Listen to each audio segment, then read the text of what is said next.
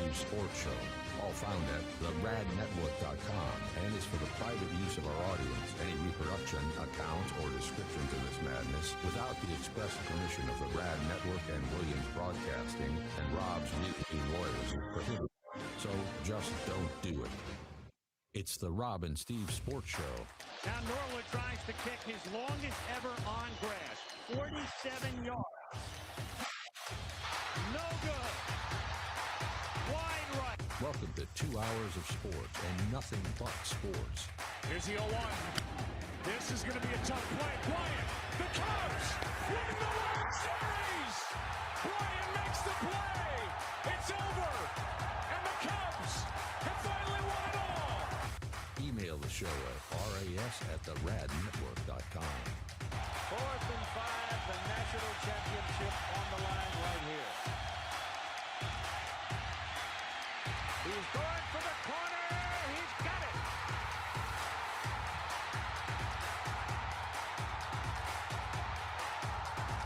Vince Young scores. And now the Rad Network presents the Rob and Steve Sports Show. Welcome to the show. You can email us, ras@theradnetwork.com. It's the Rob and Steve Show for a Tuesday for Cinco de Mayo. Basketball, tons of NBA playoffs to talk about, NHL as well. Baseball, I have a text from Steve that I need deciphering. It was one of those texts you get, and you're like, I have follow-up questions, but if you put them in a text, it's not going to make sense. It's going to gum up the works. I said, I'll do it on the air. So we'll get to all that. But I don't think I've seen this calendar season a slower 48 hours for the NFL than the last couple days. So you go through the Super Bowl ends, then you have a couple weeks before the quote league year starts, and May 2nd or whatever. You're in the afterglow of Seattle winning, and we're starting to get rumors about free agency. League year is here. You get free agency, and we're talking about trades, and then everything starts to gin up, and then you get towards the draft, etc. It's like nothing. So I'm wondering if they're like forcing stories down our throat. And there's a couple things that are out there being talked about. For example, do I really care? Because it's the top headline everywhere. Pro Football Talk, ESPN, has been since yesterday. Fox Sports, that the Packers signed Tyrod Taylor. So what? Okay, they have their backup quarterback. This happened yesterday. They didn't draft anybody as a quarterback. He'll be the backup to Jordan Love.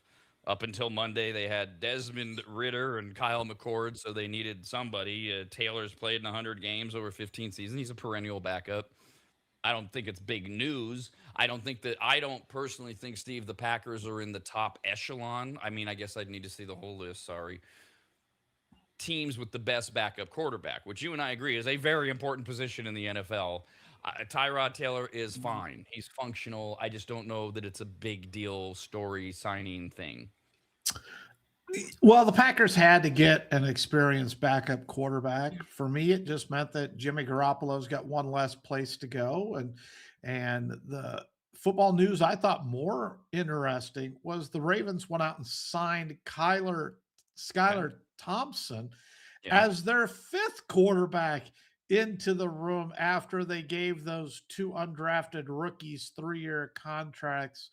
So the Ravens seem to be stockpiling anything and everyone they can get their hands on to maybe compete for that backup role behind Lamar Jackson. And that's what it is. It's four guys because I mean, obviously it's Lamar's job. So four guys get to fight for the backup job. Yeah, because they have Huntley, who was the backup there last year. They have the two undrafted rookies that they brought in, and now they've added Skylar Thompson as well. So I'm totally doing it off the top of my head because with Garoppolo not being with the Rams, still don't understand why that hasn't happened. Who am I forgetting? Because in my mind, and I'm biased, in my mind, the 49ers have the best backup quarterback in the league with Mac Jones. But who am I forgetting? No, I think Mac Jones is right there. I thought he was great. And I think all the backups besides Jimmy Garoppolo have pretty much signed somewhere. and are sitting there. I'm not sure where Garoppolo is going to go at this point because I don't see. I mean, I could see the Rams kind of taking him back, but when you make Ty Simpson your number one draft pick, 13th pick overall, or whatever it was, are you really bringing in Jimmy Garoppolo to be the backup, knowing that if Matthew Stafford gets hurt, you're going to Garoppolo? And Ty Simpson, yes, they want to sit him, they want to develop him, but that's really sitting him if he's not even gonna be the backup quarterback. I'm just trying to go through that list of it because it happens every year, and somebody, a big quarterback, gets hurt, and we all look around and go, why don't they have a better backup? Or we go, wow, they've got, okay, Justin Fields, that's a good backup in Mhm. Kansas City. I like Yes. that one. Again, this is off the top of my head. I didn't think this through to start the show with it. I could have gotten a list of everybody's backups, but I'm trying to think about who has really good backups because it is going to come up. It is going to be an issue. And there's this story of, is Garoppolo going to pull what a lot of people thought Aaron Rodgers was going to pull? And then Pittsburgh gave him the tender and said, you can't sit out and wait for another team to get injured and then call you without us getting compensation. So I mean, Rodgers can still do that, but the Steelers will be in the mix on that. Is that what Garoppolo's doing? Is he just going to sit around and wait for somebody to get hurt? And you start to look around, and Stafford is the guy kind of that comes to my mind. Look, he maybe the best year of his life, MVP, should have gone to the Super Bowl. 38 though, getting up there. And you look at the Rams and you go, the Rams are built to win. They were built to win. They're built to win now.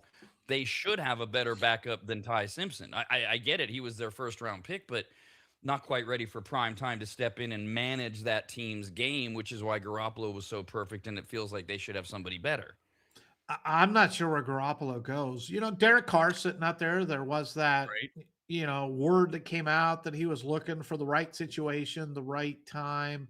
The other problem with waiting is you're waiting for a good team that's going to be in contention, and that may not materialize. Oh, look, I'm looking for the Niners, and take Mac Jones out of it. I'm looking for the Niners, but if the Niners start 2-5 and then Purdy goes down, well, they're not going to be looking for that big impact quarterback because their season's kind of down the tank anyway. I like the Raiders with Kirk Cousins. I really like that move that they did there. I view Kirk Cousins as the backup. We all know Mendoza's going to take over there. So they're sitting in a nice situation. The Eagles, if I'm right, really don't have that backup quarterback unless they just signed one that I've forgotten about. So you're trying to go to those top teams and figure out, and I think Justin Fields fits great. He is right there. What do the Bills have? I don't know who the Bills' backup quarterback is now. I know like Tyrod Taylor had been, I believe, up in Buffalo, but I don't know who they're sitting at. Josh Allen goes down. Their season's over though. And I was thinking of the Cowboys. They've got Joe Milton. What?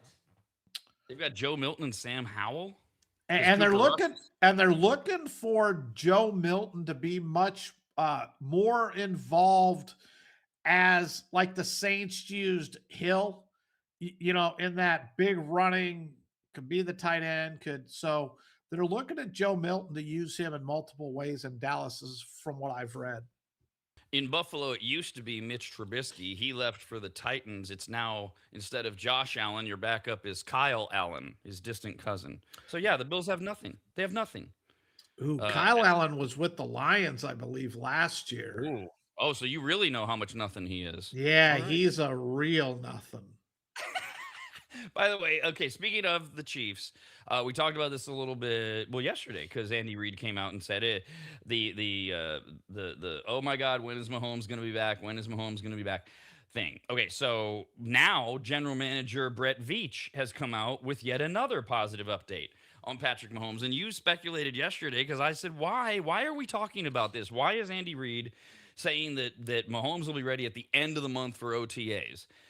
Who cares? And you thought, well, is it season tickets? The Royals suck. Just take advantage of the vacuum. Because I'm like, why are we even talking about it? Who? But now Veach is out there. Mahomes tore his ACL. No one thought initially he'd be back for week one. But then head coach Andy Reid over the weekend, we reported yesterday, said he had an optimistic outlook on Mahomes' status. for team workouts starting end of May. This is a month after Mahomes posted that video of himself that everybody has seen. Yes, he's wearing a sleeve on his left leg. He does plant on his left leg as he throws a pass, but it's edited, it's controlled. But everybody's saying, and Mahomes himself says, I want to be ready for week one. Veach now has said Mahomes is in our building every single day, and when he does go away for a few days, he takes one of our trainers with him. Must be nice. I mean, if you're Patrick Mahomes, I guess you can take whatever you want. Veach went on to say he's way ahead of schedule. We're in a really good place right now, end quote. They both said, Reed and Veach, they need to hold Mahomes back from being a full participant in their early offseason workout programs and training camp, but that he is tracking for a full return by training camp, and he should be expected. So a lot of qualifiers there. If everything stays on schedule, if he should be expected to be their starter on week one, barring any setback. So they're really hyping this Mahomes return thing in week one. Yeah, I don't fully understand it because if he's not ready, they're now even pushing him even harder. And I want Mahomes playing week one. And I love the fact that he's doing everything he can to be back in the lineup as fast as possible. That's what a team leader does. You want that out of your quarterback, you want that out of your stars. But with all of them coming out and saying it, if he's not there yet, are they putting a little pressure on him? And we all know we will truly never know where he's at until he takes a shot to that left leg and then figures out what he's going to do. Is he going to not a problem? It's good. Let's keep going. Or is he going to go, uh-oh, I hope I didn't hurt anything. I hope it's still a little tender. That's when we'll truly know if he's ready. And the other big question that we talked about yesterday was that when is this schedule coming out? We thought it was a week from Wednesday, a week from tomorrow.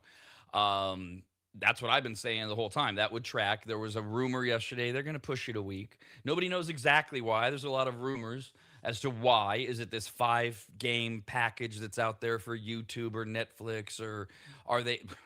There's speculation it has to do with Aaron Rodgers, that if Rodgers does come back, that the NFL would make sure the Steelers get at least a primetime game. Otherwise, who cares? But there's this question that you've had, Steve, from the jump, from the very beginning. You were focusing on, I want to see the Chiefs. I want to see who they're playing. We know who they're playing. I want to know when. When are they playing the Jets and the Raiders twice? Are they going to front load? So we'll know that within a week or two. And is that part of the delay? You brought that conspiracy theory up yesterday. It makes total sense. Is the NFL going, well, wait a minute, Mahomes is looking that good? Well, maybe we want to put them. Maybe we want to do something better in the beginning of the season. We'll see. Now, you mentioned Fernando Mendoza, number 1 pick overall. Raiders, easily. I mean, they've got a guy that can start, Kirk Cousins. He can just be the QB1. No one will give it a second thought. Or will they? The idea is the Raiders want to keep Mendoza off the field to start his NFL career. They've been vocal about that. Co-owner, part owner, Tom Brady, called it a, quote, tragedy, end quote, that teams are forcing rookies to play early. So that's the part owner's position publicly. At the NFL Combine, the new coach of the Raiders, Clint Kubiak, said, ideally, you don't want a rookie to start from day one. Now, he's just saying a rookie, let alone a quarterback. He's saying a rookie. We know who he's referring to, Mendoza. And that's why Cousins, a legit bridge quarterback, arrived via free agency. And it seemed like a really smart signing. He's been around forever.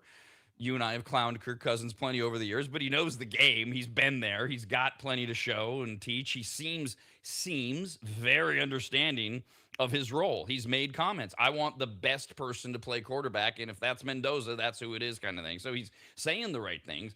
But more and more people are wondering if Mendoza needs to start. Should the Raiders stop pretending that he's not the number 1 pick, is the line a lot of people are using. And a lot of people cite, of the 16 quarterbacks drafted at number 1 overall in the last 20 years, every single one of them has started in their rookie season. And of those 16, 12 started in week 1. All of the past 6 first overall quarterbacks have started in week 1. it's easy to point to specific people in time, Steve. Troy Aikman took his lumps. You go 1-15. It was awful. He got out there, learned how to play. It was terrible. He'll tell you it was terrible, but look what it led to. Is that the better formula than sit behind Kirk Cousins? I think you and I believe it would be 9 weeks ish. Look at the schedule, we'll figure out where. Not a whole season. Depends on how the Raiders are doing. How's Cousins doing? How's Mendoza looking, etc. But should the Raiders scrap that and go and do what the last 12? 12 of the 12 have started in week 1. 12 of the last 16 number one quarterback picks have started in week 1. Should the Raiders just be doing that? They got a guy. If Mendoza just sucks, they got a guy who can step in. But why not just start in week 1 is the argument. And I would say let's go look at who these players are and these quarterbacks. Yes, it's become you need to start week 1, but how many have had successful NFL careers and or haven't just washed out? I mean, we watched Sam Darnold come into the league, and it took him quite a while before he really fully figured it out. And look at all the quarterbacks, Johnny Manziel, etc., that have just burned out of the league and really never developed into anything of quality. Baker Mayfield really had to go to Tampa Bay before he could figure it out. Daniel Jones started, and he's now figuring it out now with the Colts. So forcing him in there, and I go to the Lions with Joey Harrington. You know, he came in here, he was never ready. Bad system, bad time. Who knows? If he was a good quarterback, maybe he could have done something. So I fall into the camp of let them sit a little while, let them get comfortable. I always felt that Ben Roethlisberger and Joe Flacco really changed it because prior to those two, the theory always was let the quarterback sit for a while behind a veteran quarterback, learn the league, get adjusted to the lifestyle, get adjusted to the practice and everything, and then give them that chance because by then they know the system to have success. But Flacco and Roethlisberger had success immediately. And from that point on, it seems like you're a number one. Let's throw you in there. You're ready to go.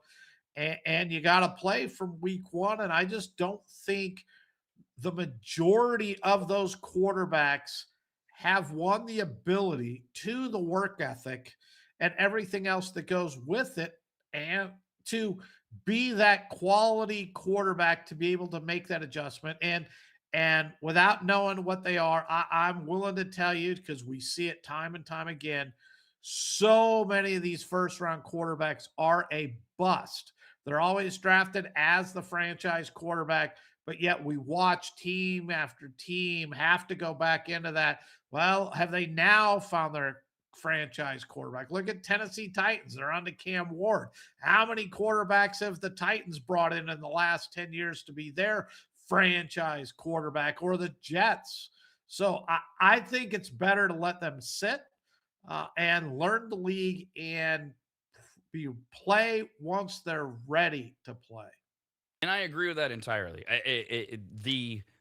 The focus with Mendoza is the fact that he is the number 1 overall draft pick, not just drafted in the first round sort of thing. And when you look at the number over the last 16 years, the list over the last 16 years, there are a lot of names that jump out. And then there's a few where you go, yeah, but it took them time sort of thing. So you just go in reverse order. Caleb Williams.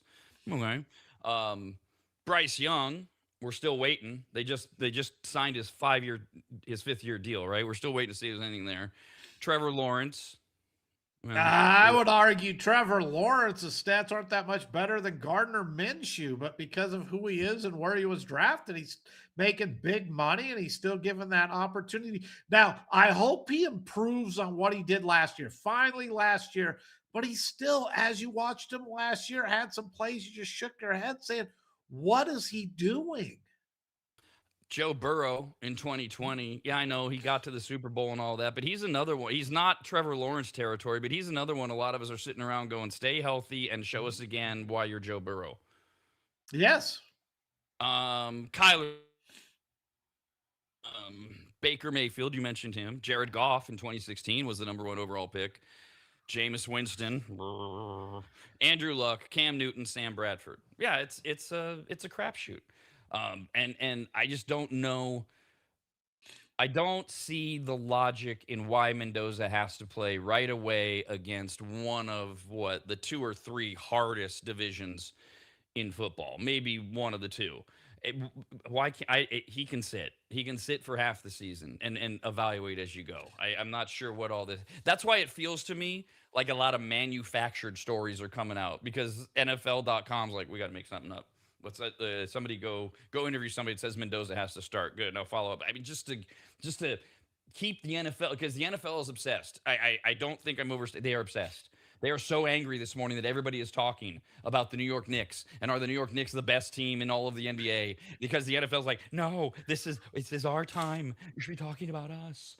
So one more thing on the NFL because this is an endless debate until it isn't every year. And we were on hiatus during the Super Bowl when they announced, of course, the inductees, and then everybody starts to go, okay, what's next? What's next? There are people that are already rumbling because you get to the Hall of Fame game this August, and they induct everybody that we saw who was getting in, and what's going to happen with the part of the controversy is that the 2027 NFL Hall of Fame class is nuts. So you get 3 to 5 modern era players, 5 max, that are selected alongside 1 to 3 combined candidates from the senior, the coach, and the contributor categories. They all have to get 80% approval from the 50-person selection committee. I double checked. The NFL has changed it a little bit. You got to vote in person now. You have to get with the committee and to avoid the Belichick thing. You have to at least like justify your vote or some crap like that. I got bored reading it, but Belichick figures to be the finalist because they narrow it down to finalists, right? So he figures to be the finalist for the coaching subcommittee once again. Last year, the book was they're being asses to Belichick for a year. They'll get him in. He hasn't done anything to really improve his stock, but he needs to go in. I don't care about his girlfriend that's young enough to be his granddaughter and he sucks at Carolina or whatever. He needs to just get in and end this story, right? Yes, he should be in. I've had issues with all the Hall of Fames over the last many years, and this just kind of backed up my feelings um, to not put him in on the first ballot. The greatest coach in the NFL, history, I believe in. And I know you have the Hallises and the Vince Lombardis, and there's a lot, but you look at Shula and Landry, and Belichick did more than the Shulas and the Landrys and Chuck Knowles, and so you gotta put them in. And they took it personal, whoever it was, and just didn't want to do it because they held a grudge. Everybody believes that Belichick will be back for the coaching subcommittee and that Robert Kraft will be back as the contributors finalist because they just decided to just you Patriots people. But, those are off the beaten path one. It's the players that everybody really focuses on until you get a Belichick like story. Now there were 3 players that were on the final ballot that didn't get selected for the Hall of Fame this year: Willie Anderson, Terrell Suggs, and Marshall Yanda. Okay, Suggs, yeah. Will Anderson, okay. Yeah. I mean, none of them are like to me like, oh my god, oh my god. To me, it's like time will take care of that if it needs to be. I don't know. You want to make a big case for Anderson or Suggs? No, I don't have any objection to it, but if they didn't make it this time, I think eventually they will. Now, here's the issue though. Yes, eventually. And we'd have to really look forward 28, 29, 30. When does the first year eligible group not seem to steamroll everything? We might have our 5 just in the first time eligible group this year, which means Suggs and Yanda and Anderson, you ain't getting in because the other 5, and then everybody else below the 5. Look, I can't for sure say all 5 of the top 5 are getting in, but Gronkowski, first timer 20, he's going in, right? Okay. Adrian Peterson, first time for 27, he's going in, right? Stop me if I say something stupid. Ben Roethlisberger, okay, he's going in. All right, those 3 we're sure on, right? Right, we're good. They're in. Yes. What about Richard Sherman? Legion of Boom, cornerback. He was really good. I think Richard Sherman deserves to be in the Hall of Fame. That's what I Uh, thought. okay. Am I supposed to though, as a voter, am I supposed to go, does he need to get in on the first time? Or do I just go, yeah, he's a Hall of Famer and check it? Like this is Well, where I think people screw themselves. and I'm going at this point, we're 4 in. If you put My Sherman in, that's first, 4.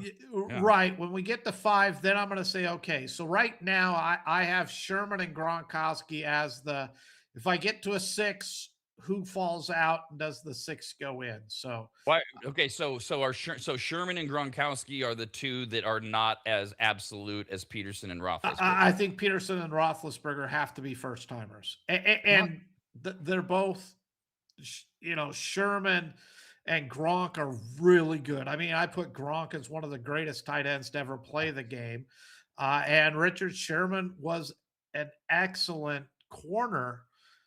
But if I got to kick somebody out, I mean, you're going to throw me a Peyton Manning. I got to kick one of them out just because of what the rules are. To me, Gronk is, barring Peyton Manning reincarnate, is in. And now Sherman's in, but I'm more flexible to the whole, well, who else is out there argument with Sherman, but I do think he should be in. But so you got your 5 or 5 of the first timers: Gronkowski, Peterson, Roethlisberger, Richard Sherman, and then Antonio Brown is number 5 on the list. My list. I gotta believe Antonio Brown's gonna go into that personal conduct part because the way his career ended, I would have a hard time putting Antonio Brown in over Gronk or Sherman. So Antonio Brown is my borderline right now. And I'm not sure if he was as dominant for as long in his career. And I kind of go to, Terrell Owens on how I don't even know if Terrell Owens is in yet because I know that they held him out and he was bitter there for a while. But see, I would take Terrell Owens over Antonio Brown all day. And I like to believe that Terrell Owens is in. He was elected to the Pro Football Hall of Fame 2018. Terrell Owens was. Okay, so Gronkowski, Peterson, Roethlisberger, Sherman would be 4 of the 5. Antonio Brown, he was the one. So he and Sherman were the ones where I'd be like, okay, let's see who else is on the list, which I'll get to. But Sherman was way higher than Antonio Brown. Antonio Brown, to me, it's like if he's going to get in, it can be down the road because, like you said, all sorts of things, the way his career ended, etc. But we got 3.5. If Sherman's in, we got 3.5 that are going in.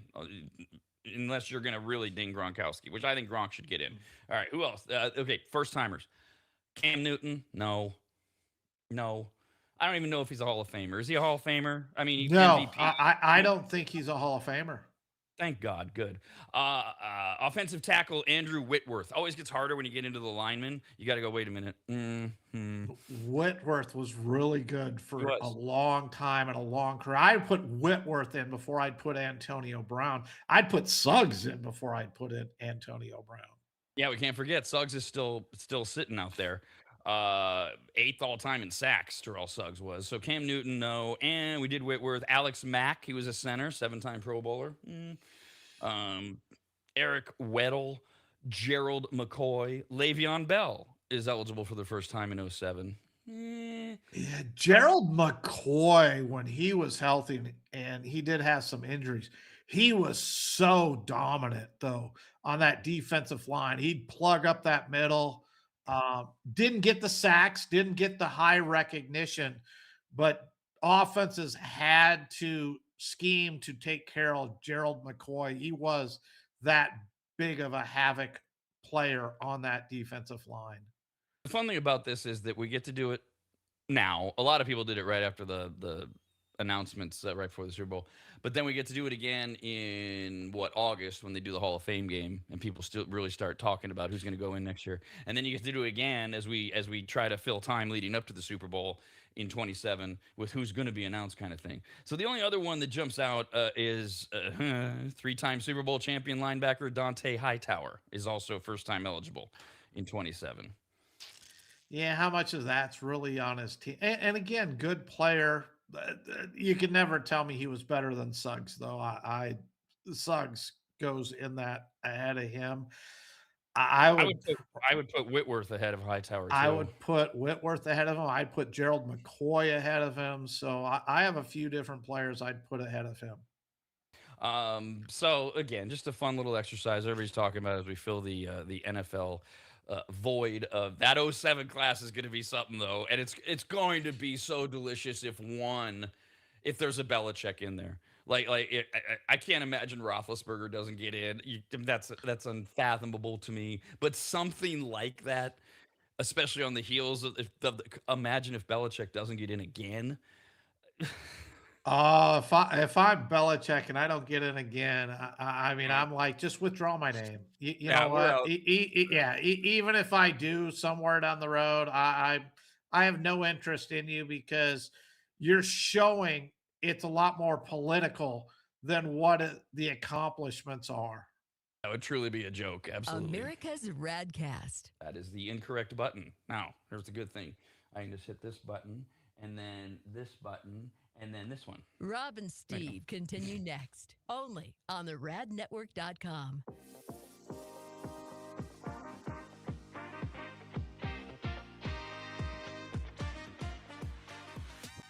Longtime advertiser Sue Berry, that's Berry with an A, is more important now than ever. Sue and her team have been serving Northern Nevada and the outlying areas for 30 years, and her experience in both commercial and residential lending is vital as every day we're bombarded with news of interest rates, the market, the economy, and a bunch of other stuff that Sue can actually make sense of while everyone else's eyes glaze over. Now remember, it's Sue Berry with an A, B-A-R-R-Y, SueBerry.com. Most people think berry is spelled like a fruit or Halle Berry, but no, it's Sue Berry with an A, like soul singer Barry White's first name. I've heard people say, Stop that. Sue is a broker versus a retail lender, which means she can shop over 150 different lenders to get you the very best rate possible. And on average, someone who uses a broker like Sue saves over $10,000 per loan, which includes refinancing. And if you have a rate at 6.5% or higher, call Sue for a free quote now on a refinance. Sue Berry and her incredible team from Barrett Financial can be found at SueBerry.com. That's Berry with an A. I've been working with Sue and recommending her to you for years. All you need to do is call her now so she can get you pre-approved. Just call your residential and commercial lending expert, Sue Berry, at 775-843-9983. Oh, Rob, stop. You're going too fast. What was the number again? 775-843-9983. Or just head to SueBerry.com. The number's right there. Berry is B-A-R-R-Y. Sue Berry with an A.com. That's Sue Berry, B-A-R-R-Y.com. SueBerry.com. Disclaimer, Sue Berry, NMLS number 366040. Barrett Financial Group, LLC, NMLS number 181106, Nevada 5091, Equal Housing Opportunity.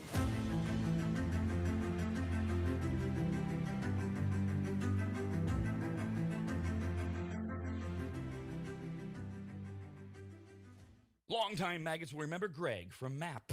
MAP, as in Maximum Athletic Performance, which guides you to better output through better ingredients, also known as nutrition. Greg has been on the Rad Show many times and will be again, as he simplifies nutrition and helps us all understand what actually works when it comes to fueling our bodies, almost all of which can be found at maptrition.com. Every product is formulated with clinical precision and backed by science and purpose, and maptrition.com has something for every fitness level, even those of us who barely have a fitness level.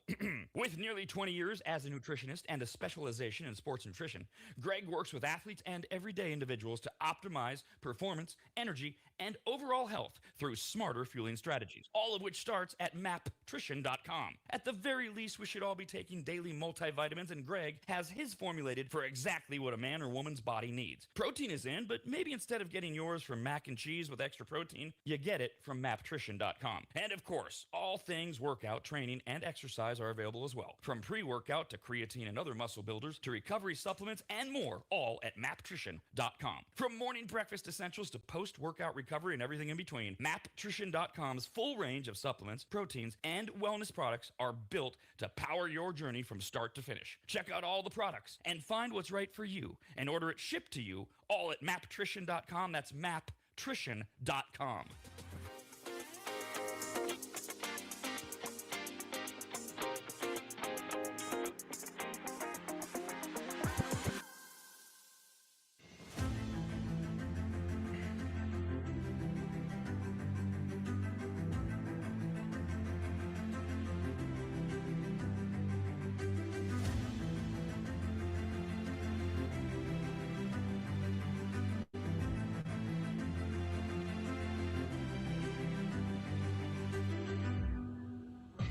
those guys you see in a sports bar laughing and enjoying each other and just talking sports? That's this. Back to the Rob and Steve Show. Email them, ras@theradnetwork.com. All right, we've mentioned before, Steve and I are prolific texters of all things sports. That's it. We don't text about anything else. And what do we have, like a total of half dozen texts between the two of us in years about family, weather, travel. That's it. It's sports. So, and a lot of times we'll just text each other like a hey, did you see this kind of thing. Sometimes it's just venting. Sometimes it turns into a discussion. So I got this text yesterday afternoon. And I'm like, hold on, I got a lot of follow-ups to this. You know what the best part is? I have no clue what text I sent you because most all of my texts to you are the spur of the moment. That's the thought that runs through my head, and I send it your way. And I think I know where this is headed, but I wanted you. So this came in yesterday, 4:23 in the afternoon, and all you texted was, "I am getting tired of today's analysis for players as two-way players. Isn't that their job outside of a DH?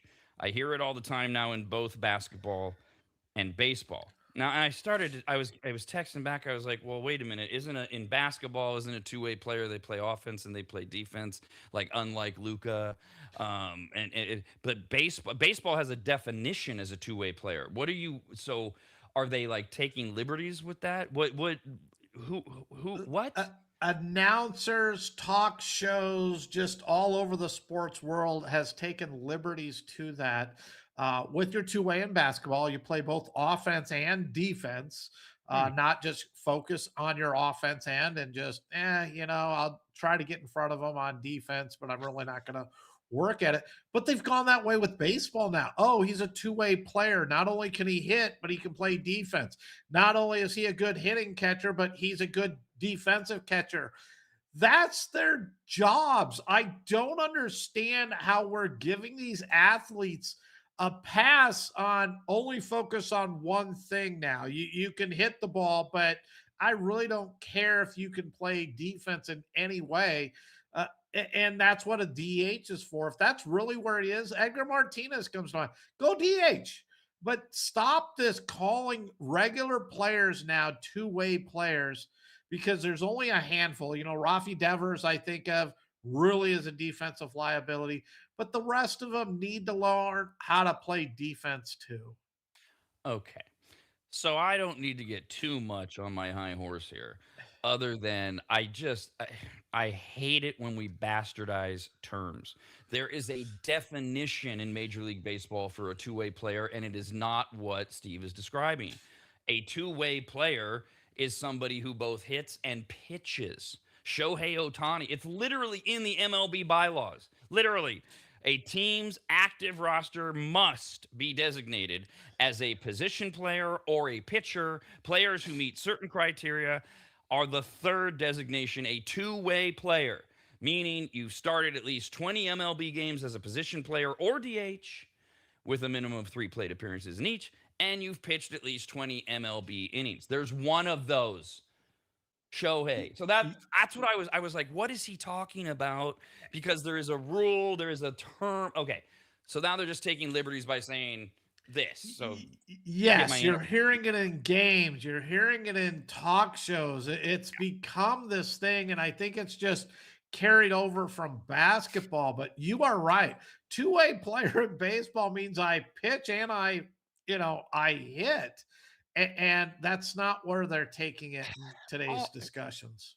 All of these terms, we had 5 tool players. Now we have 10 tool players. I don't even know. I didn't know there were 10 tools to play baseball. So I heard this would be the reverse of what you're saying. And I don't think he used the term two-way player, but I heard Dallas Braden, who announces for the A's locally, and he threw the perfect game. And he's fine. The A's guys, they do okay. They're fine. They don't bother me. I just hear them too often. But he was talking about Lawrence Butler, the law dog who plays center field for the A's. Phenomenal outfielder, constantly stealing homers. However, can't hit. And Braden was making the point yesterday. I think the A's, they called somebody up or they put somebody in the outfield. And Braden made the point. He said, look, there's 2 parts of that job. Law Dog can steal all the home runs he wants, but he's hitting, I think it's like a $178 or something like that. That's the other part of the job. Now, that to me, that's a fair critique. Because he's not praising them. He's doing the opposite that you're saying. It's like, that's their job. Do both. You're not a two-way player because you can hit and field. That's what you do.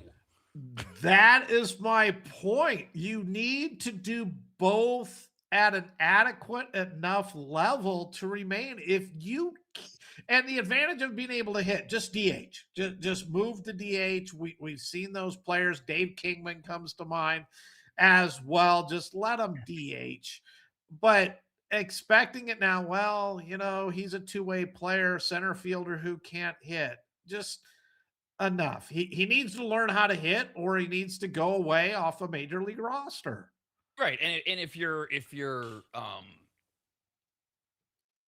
there's no reason to keep him if he can't hit. I mean, that's the point. If you can hit, but you can't really field, then the DH thing comes into play. And there's a player, Anthony Gose, I believe is his name, blazing speed. And you'd see him, and he was always added to postseason rosters because he could steal bases and he could run, and he could pinch run. He couldn't hit, he couldn't field, he wasn't good at anything. And he played a decent amount and in the major leagues, but didn't get at bats, didn't get anything. He was solely a pinch runner. Well, a runner? Yes. He played in a lot of different postseasons for different teams, but he was never a starter. I mean, you really rarely ever even saw him start a game in his career. He was that extra guy on the bench that if you needed the pinch runner in the 8th, 9th inning, he's the guy who came in and ran. The other thing that I'm okay with is, again, I'm sorry to make it about the A's. I just watch them the most. They often use Shea Langoliers as their DH. He's also a great catcher. But the reason they use him as DH is because catching is such a grueling, arduous position. And if he doesn't need to be catching every day and, you're gonna be in the top 5 in the league for home runs, yeah, we're gonna have you DH more often than not. That's the other fine use of the DH. A guy who can field, but you don't want him out there all the time if you've got somebody who can. Other than that, it's for guys that just can't field at all. And then stop bragging about two-way players, then that's the job. That is frustrating. See, now I understand your text, and you're absolutely right. Totally frustrating. Okay. Houston Astros catcher, is it Yainer Diaz? Anyways, Yainer. I mean, at this point, it's like yet another Houston Astro is hurt. He's the one. He's headed to the IL with... What is with everybody's obliques? Doesn't matter what sport. Everybody's obliques are just shot. He's got an oblique injury, hurt his left oblique during, and if you don't know, that's that spot. Oh God, I hurt my oblique when I was in my 20s and working out and actually being healthy. It's like down by like your side where your ribs are. And, it does hurt. And you can't twist. It's such a pain. He hurt it during batting practice. Doesn't even have a good war story. Before the Astros went out and lost to the Dodgers, manager Joe Espada didn't give any details, but said he's going to require some IL time. So he's out for weeks. And that's the thing with these obliques. That's why it took Austin Reeves so long to come back. There's not a lot of ways to heal them. Yeah, it's just rest and take care. And the Astros, they don't need more injuries. Pena's been out for a while. Their shortstop. Their pitching is awful. And to expand on this team's pitching, their whip is over 1.5. It's like 1.6 something. They've walked like almost 200 batters. So they're averaging over 5 walks a game. The team's a mess. They are hitting. They're still one of the better hitting teams, but just injuries just are not helping their cause. The Astros are 8 games under 500, 5 games back of the A's in the West. They have a negative 28 run differential. That's 4th worst, it looks like, if I'm doing that right, on the fly. And the Dodgers, which is who they lost to yesterday, remain in first place by a game and a half. Dodgers have won 2 after being a little wobbly as the Dodgers go. And they play tonight against one another, the Dodgers and the Astros. Where's my pitching matchup? I had it for you. Here it is. Oh, that's right. It's Shohei night. Shohei is throwing against Lambert. That game's on TBS, 5:10 Pacific time. Yeah, Shohei, he had a quote rough outing for himself last time. Things aren't looking great for the Astros. No, they're not. The Dodgers are at 230 favorite in this game on the road. You normally don't see huge over $2 prices on the road, but it just shows the Astros and how bad they are. Dodgers won last night 8-3. Lambert's going for them. He's given up like 6 runs in 12 innings, something like that to this. 6 runs in 15 innings so far. So he's been all right, but there's nothing going right with the Astros. The Dodgers need to put a couple of wins together and get back into that win column. I think they're set up for that right now and looking to, you know, start pulling away again in that National League West division, which if you looked at it, really hadn't played well. I mean, they all lost the other night and they haven't been playing well, but the Dodgers got the big win last night. Look, and I get it. When you're the Dodgers, everybody is going to notice if they lost 2 in a row. Oh, they lost 2 of their last 5. It was absurd where we're already starting to sound the alarm bells because the Dodgers went, what have they gone? 5 of their last 5? Yeah, they're 5. Oh, no. They're fine. Yeah, they were sitting at like 500 for the last 2 weeks or something like that. It's like, oh no, they got to play 800 baseball because they got to get to that 116 wins that I was throwing at them. Right. The league, the whole season's a disappointment if they only win 115 games and then win the third World Series. Oh, you guys suck. Yep, 109, not good enough. Speaking of the A's, they acquired switch hitting catcher Jonah Heim from the Braves for cash last night. He hit 231 with a homer and 8 RBIs with the Braves in 12 games, played 5 seasons with the Rangers. I'm not quite convinced. I don't quite understand as an A's fan. I mean, look, this is a backup signing. It's not a big deal. I don't really know what the point of it was. Austin Wins, who has been actually the backup catcher, but he's been catching a lot. One of the things Wins has been great at, and you're off the roster. He's been great at the ABS. He has been a stud calling or challenging calls. So I'm not sure what Wins did. I missed it. I apologize. There's got to be a story. Either way, primary catcher for the A's is Shea Langoliers, but as I mentioned, they like to use him at DH a lot. He's batting .336 with 10 homers and 18 RBI. So you like to keep him fresh and spelled. Seems like a lot of work they're putting on Jonah Heim, but that's their plan. And Jonah Heim's a good catcher. Like 3 years ago, I think it was with Texas, he had a really good season. He struggled the last couple of years. I was surprised they got him for cash. I mean, there wasn't even anything there. That's like trading a guy for a bowl of soup. Look, or a suit. And I'm trying to think who it was, but a player years and years ago, I think it was with the Cleveland team, like got traded for a suit. So Jonah Heim, I think it's a good pickup, and I like it. I think the A's and Wins is there, but I think Jonah Heim has more potential, and because he can hit too. You know, he's that two-way player. We got to give him that opportunity. And he's been a full-time catcher in this league, so he knows what it's all about. The A's are in, as I mentioned earlier, first place by 2 games over the Mariners. A's have won; they're 5-5 in their last 10, and then you have this team called the Phillies. Oh, here they come! Here they come! The Mattingly factor. The Phillies have won 2 in a row. They're 7 of their last 10. 9.5 back of the Braves. The A's are in Philadelphia tonight. Severino, he's on the road. That's when he's best, and he's at Sanchez. Yeah, Christopher Sanchez finally had a really good outing in his last outing. He went almost 7 innings, gave up only 2 runs. He's really struggled at this point this season. You know, his whip is over 1.5, slightly over 1.5. Don Mattingly making the changes. You look at this Phillies team, they've won 6 of their last 7. 7 of their last 9.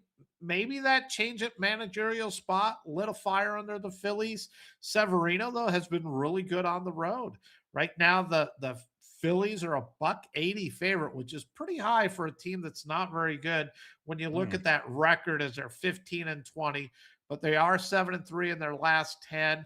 Bryce Harper had a homer last night. I think that was the only run that they scored in that 1-0 victory over the Marlins. And let's see if the A's can put something together on the road.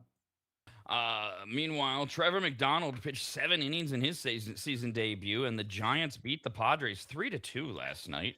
McDonald just called up from AAA and allowed 1 run and 2 hits with 8 strikeouts. Well, you can't beat that with a stick. What an outing for Trevor McDonald, and what a debut! And it's not like he beat nobody; he beat the Padres. Yes, the Padres, though, have played really good as a team, but they still have a lot of players who are struggling to hit the ball. It was nice for the Padres to see Jackson Merrill had a couple of hits last night, but they're really struggling to score runs. The Giants seem to play much better against their division, it seems, than the rest of baseball. They played the Dodgers tough when they faced them. They're playing tough here against the Padres. But don't hang much on Trevor McDonald. He's a journeyman pitcher. He came up. He's gotten a couple of starts the last few years, but he's not the savior to the staff. Well, you just picked up a giant glass of ice cold water and poured it on the head of every Giants fan. They're like, finally, something a guy against the pod. Never mind. Yeah, and again, I like the fact they brought up Bryce Eldridge. They started him at DH with Rafi Devers at first. I don't understand that part, other than they're trying to do anything they can because they're paying Devers too much money to do nothing. And that's what he has done this year, is nothing but collect a paycheck and cause problems with that team. But Casey Schmidt took the move, went over to third base, got a hitter, a couple of hits. Like to see that he didn't, turn bad into that. Oh, Eldridge came up. Oh no, he just, look, I'm a professional. I'm just going to go play them where they want. As long as I'm in the lineup, I'm happy, and just continue to contribute to this team. The series continues today. The Padres are throwing Walker Buehler. He's having a hell of a year. 1-2 with a 5.4 ERA. Logan Webb, 2-3 with a 4.3 goes for the Giants. There's 2 names that should have much better numbers. Yeah, Logan Webb, though, has been pitching better as of late. He's given up 4 runs in his last 14 innings. Just the Giants can't score. Walker Buehler, you know how we hear about these pitchers, the surgery, and come back, and most of them come back stronger, throw a little bit harder. Walker Buehler has not recovered from his surgery he had with the Dodgers last year. He bounced with the Red Sox, the Phillies, not good. I think he's had 1, maybe 2 good starts with the Padres this year. But the Padres need starting pitching. They got a couple of pitchers. Musgrove is on the shelf and hasn't been able to throw this year. But Walker Buehler is pitching his way out of the major leagues right now. Whoa. Really?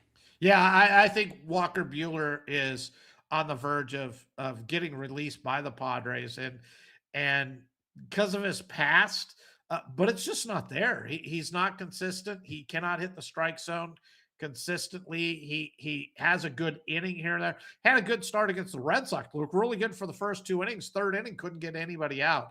And there's just way too much of that game in and game out with him. Aaron Judge put the Yankees ahead in the first inning with his 14th home run. They routed the Orioles 12-1 yesterday. 4-game sweep for the Yankees, 14th win in 16 games. They are the best in the AL, 24-11, 13 games over 500. Baltimore lost its 5th straight. Cam Schlittler, Steve's best friend, won his 3rd straight. He's 5-1. Now, and we keep telling you, the Yankees, they have more help coming. It's ironic to me, Steve, the way the media loves to hype up certain teams, the Dodgers, the Lakers, the Knicks, and the Yankees are usually on that list. And I'm not saying they're not getting hyped, but it almost feels like they're not getting hyped enough with everything the Yankees have going and what's coming, because it feels like the Yankees are positioned to pull a Dodger-like runaway, certainly by the second half. Yes, I agree with you entirely. This Yankees team, I keep watching it. And talk about sending a statement to the rest of that division, especially the Orioles. I mean, they outscored them in that 4-game sweep by 29 runs in 4 games. Cam Schlittler continues to get it done. And to give you an idea how good he's been, he's thrown 47 innings. He's walked only 9 batters, and 5 of them have been in his last 2 starts. So you back out the 12 inning. He went started the season 35 innings with only 4 walks. That means he's walking, one guy a game to go along with 53 strikeouts in 47 innings. He has been as dominant as a pitcher as there's been in baseball. As you said, Garrett Cole's close to coming back this next week.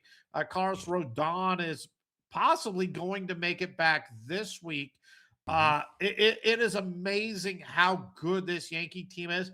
And keep in mind, they're still not hitting the ball to the extent that we know it. Ben Rice and Aaron Judge have been phenomenal, but the rest of that lineup has not contributed yet. Once they fully get Bellinger going and Jazz Chisholm has not played well to this point, add him in. Stanton's on the shelf right now. This Yankee team, the scary part is, to me, is only going to get better as the season goes. And I'm starting to wonder, are they a better team than the Dodgers? They've won 4 in a row. The Yankees have 8 of their last 10, game and a half lead over the Rays. And oh, by the way, their run differential now is plus 76. That is second in the majors, behind only the Braves, who are at plus 80. And the difference between those two was much bigger before. So the Yankees are just on a tear. And today they throw Elmer Rodriguez in his second big league start against the Rangers, and Jacob deGrom, who's 2-1 with a 2.01 ERA. Yeah, Elmer Rodriguez gave up 2 runs, 4 hits in his first outing. He was their top pitching prospect coming up from the minors. He's only going to get a brief showing here. He will go back to the minors when Rodon or Cole come back in. But this Yankees team is hitting. DeGrom's having a solid year. I mean, we all remember him as one of the best pitchers in baseball with the Mets. He went to Texas. He's been hurt the last several years, but he had a solid year last year too. He's having another solid year here. Just Texas can't score. I swear, DeGrom's whole career, it seems like every game is 2-1, 3-2, 50-50 shot on if he'll even get a decision in it. But he's pitching great. But a tough task to go into New York and beat the Yankees. Rangers are just kind of muddling along, and they're fine in that American League West. They're only 2 games back of the A's. They're even with the Mariners, 2 games back. A little bit of distance now. The Astros and the Angels are 5 and 6 games back. The Rangers have plenty of time to find it, figure out how to hit, etc. But it's getting the Astros and the Angels. We're starting to see these distances separate in some of these, like with the aforementioned Orioles, who are now 15 and 20 and 9 games back from the Yankees. They've lost 5 in a row. They've lost 7 of their last 10. And tonight, the Orioles take on Miami, who are 8.5 behind the Braves. They're not even a 500 team, but they're in second place. Chris Bassett's going for the Orioles, and Alcantara is going for the Marlins. Yeah, Sandy Alcantara is their number 1 pitcher. He's really good. He likes to throw. This is a guy who, if you're ever going to bet a guy to get the most complete games through the season, this is the guy to take, because he doesn't like coming out. This Marlins team is a good young team. I love their up the middle. Great young shortstop, second baseman. You added Liam Hicks, who's a catcher, DH for him. He's having a solid season as well. And this Orioles team just not playing well, as you said. They've lost 5 in a row, 7 of their last 9 games. They have so many injuries. I mean, Jackson Holliday was their top pick. He was supposed to be their star, and they just cannot seem to stay healthy right now. Adley Rutschman had a nice couple of weeks here a couple of weeks ago, but last week he has not been hitting as well. Orioles are in trouble, just like I will tell you, the entire AL East, except the Rays, is in trouble right now as the Yankees just continue to extend their lead. Yeah, and that's the ultimate example of what I was referring to, where you're seeing some separation in some of these divisions. The National League East, it is just the Braves, right? And the Marlins, the Nationals 8.5 back, the Phillies 9.5 back, the Mets 11.5 back. That one is a huge chasm. That American League East, Yankees a game and a half over Tampa Bay, and then it's 8, 9, 10 over the Blue Jays, Orioles, and Red Sox, and they're cannibalizing each other because the Rays beat the Blue Jays 5-1 last night. They've won 4 straight, the Rays. They've won 10 of their last 11. Toronto dropped to 6-11 on the road this season, 4-8 in series openers. They do it again today. Gaussman is going for Toronto. He's thrown against the Rays more than anyone else. There's your little tidbit of why you should feel good about that. And the Rays are throwing Drew Rasmussen. Yeah, and Gosman is their ace. And I know they brought in, Dylan Cease to head up that rotation.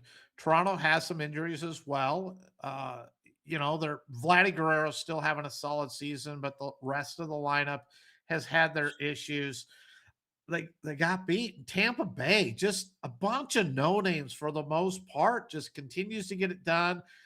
Junior Camanero's having a solid season, hasn't fully gotten the home run ball going. And Drew Rasmussen's been one of the best pitchers in the league. He's given up 11 runs in 31 innings. His whip is 0.82, so he's not even putting one guy on for every inning he pitches. And the Rays play solid fundamental baseball, will take the extra base, steal bases.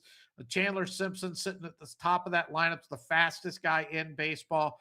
Bunch of no names, but Kevin Cash, year in, year out, have the Rays competing when all of us continue to just throw them out. Look, they don't have it. They can't get there. They find ways to win.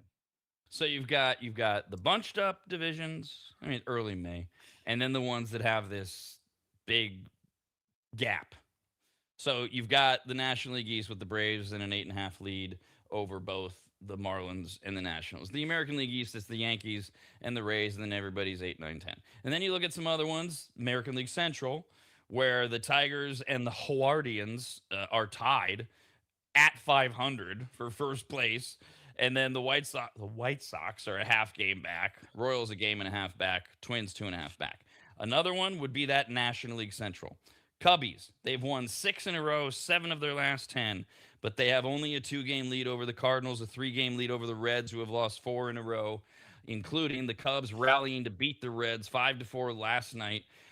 They had to wait that an hour and half rain delay or whatever. In the end, didn't matter. Cubs trailed. They came back. They won. They do it again today. It's Talon for the Cubs. I don't know this guy. Tyon against Abbott. And this Cubs team, that's another team that I'm looking at. And I like a lot of teams in that Central Division, but I really think that the Cubs are going to pull away as they had. They've been playing such good baseball. If you pull out that 3-game losing streak at the Angels for 2 and then that first game against the Padres, they haven't lost in a month, it seems. Tyon's going for them. He's all right. Nothing great with him. Abbott is the good young pitcher with the Reds. He's really struggled as of late. And the Reds worry me because they haven't been able to score. They're the worst offense in all of baseball. Terry Francona's found a way to win all of those one-run games, but they're going up against a far superior team in the Cubs. And for the Reds, Ellie De La Cruz is must-watch baseball. He does it on the field, hitting defensively. And Sal Stewart, I believe, was the rookie of the month for this last month. Really good young hitter for him. But they got a lot of questions and holes in that lineup for the Reds. Rob and Steve continue next, only on the radnetwork.com.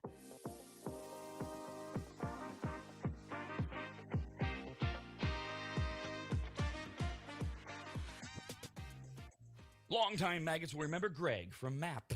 MAP, as in Maximum Athletic Performance, which guides you to better output through better ingredients, also known as nutrition. Greg has been on the Rad Show many times and will be again, as he simplifies nutrition and helps us all understand what actually works when it comes to fueling our bodies, almost all of which can be found at maptrition.com. Every product is formulated with clinical precision and backed by science and purpose, and maptrition.com has something for every fitness level, even those of us who barely have a fitness level. With nearly 20 years as a nutritionist and a specialization in sports nutrition, Greg works with athletes and everyday individuals to optimize performance, energy, and overall health through smarter fueling strategies, all of which starts at maptrition.com. At the very least, we should all be taking daily multivitamins, and Greg has his formulated for exactly what a man or woman's body needs. Protein is in, but maybe instead of getting yours from mac and cheese with extra protein, you get it from maptrition.com. And of course, all things workout, training, and exercise are available as well. From pre-workout to creatine and other muscle builders to recovery supplements and more, all at maptrition.com. From morning breakfast essentials to post-workout recovery and everything in between, maptrition.com's full range of supplements, proteins, and wellness products are built to power your journey from start to finish. Check out all the products and find what's right for you and order it shipped to you all at maptrition.com. That's maptrition.com.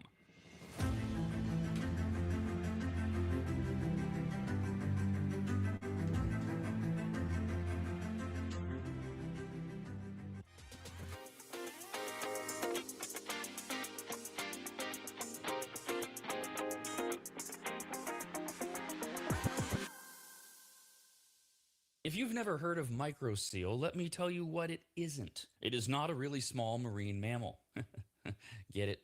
A microseal? Oh, fine. Just ask AI. AI describes microseal this way with a bunch of AI words. Microseal is a premium, eco-friendly, and biodegradable fabric protection spray that penetrates deep into fibers to provide permanent stain, soil, and sun fade resistance for rugs, furniture, and delicate fabrics. It uses nanotechno blah blah blah and blue blue blue blue blue. What AI is trying to say is that microseal is non-toxic, non-allergenic, safe for pets and children, and although AI doesn't say this, it should, you need to contact a longtime maggot Joel from AdvantageSteam.com right now to get him to apply microseal for you. You can even make appointments online at AdvantageSteam.com. We've had microseal for years at Williams Manor, and it treats a lot more than carpets. Microseal protects virtually all fibrous materials, including wool, cotton, silk, suede, leather, and synthetic fabrics. It protects upholstery, carpets, rugs, draperies, and clothing, including wedding dresses. And ladies, you're going to need what? 3 or 4 of those in your lifetime. And it protects against stains, moisture, and UV degradation without changing the texture. Also, if you're an interior designer, Joel has a special program just for you, and all you have to do is say the password, which is what? But there's no password, I guess. Never mind. Whoever you are, contact Joel at AdvantageSteam.com. And if you're an interior designer, tell him, I guess. I don't know. That's AdvantageSteam.com, where you'll learn more about microseal and everything else that Joel offers. At AdvantageSteam.com, that's AdvantageSteam.com, AdvantageSteam.com.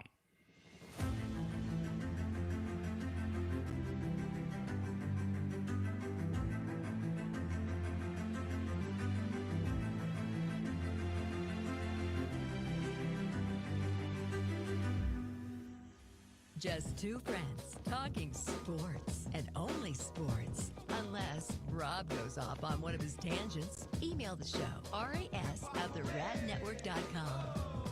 One other quick NFL story that's just getting talked about right now before we get to basketball and the NBA. This is that weird time of the year with the NFL. You're like, well, if you're still a free agent, why are you still a free agent? Is there something wrong with you? Who's missed on you? Why are people waiting, etc.? Enter free agent linebacker Kyle Van Noy, who has 20 tackles, 2 sacks, and an interception for the Ravens last year, 21.5 sacks in his first 2 seasons. This morning, he brought up the San Francisco 49ers, saying that he thinks the Niners have a lot going on there, something he would love to be part of.